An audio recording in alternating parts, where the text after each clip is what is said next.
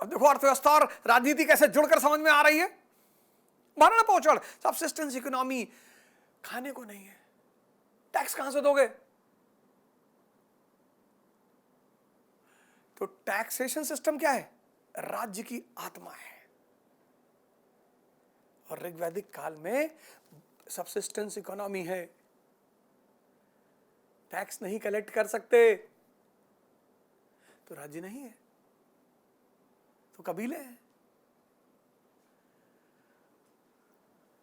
Tax नहीं है तो स्थायी सेना नहीं है, सैलरी कहां से दोगे? टैक्स नहीं है तो बृहद प्रशासन नहीं है, एडमिनिस्ट्रेशन नहीं है। और मौर्य काल में जब मैं आऊंगा तो बताऊंगा एक लार्जर ब्यूरोक्रेसी है ही नहीं यहां। आप सोचोगे भैया प्रशासन, बृहद प्रशासन भी नहीं है, स्थायी सेना नहीं है, और राजा वन अमंग इक्वल, जमीन पे बैठता है, दरी पर। अरे आज मंत्री लोग, नेता लोग, विधायक लोग गन लेके चल रहे हैं ना, बॉडीगार्ड लेके चल रहे हैं, शैडो लेके चल रहे हैं।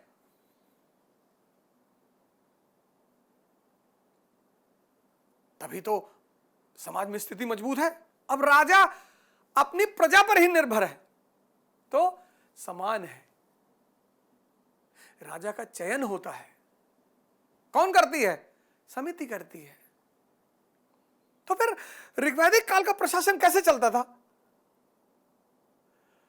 टैक्सेशन सिस्टम नहीं है, स्थायी सेना नहीं है और बृहद प्रशासन नहीं, तो ऋग्वैदिक काल का शासन कैसे चलता था? समितियों से, कबीलाई समितियों से, ट्राइबल असेंबलीज। कौन कौन सी असेंबली? सभा, समिति, विदत गण। राजा युद्ध किसके बल पे करता था? ग्राम के बल पर। ग्राम, गांव थे ही नहीं, तो ग्राम मतलब युद्ध की टोली। तभी तो दो ग्राम जब लड़ते थे तो उनको कहते थे संग्राम।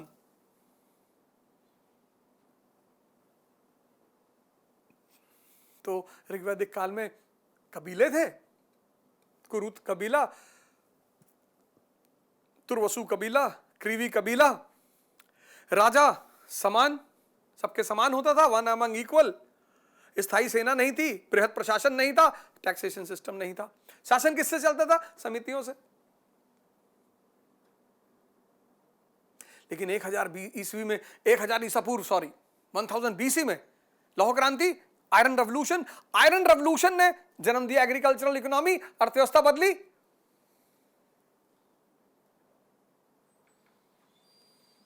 अर्थव्यवस्था बदली।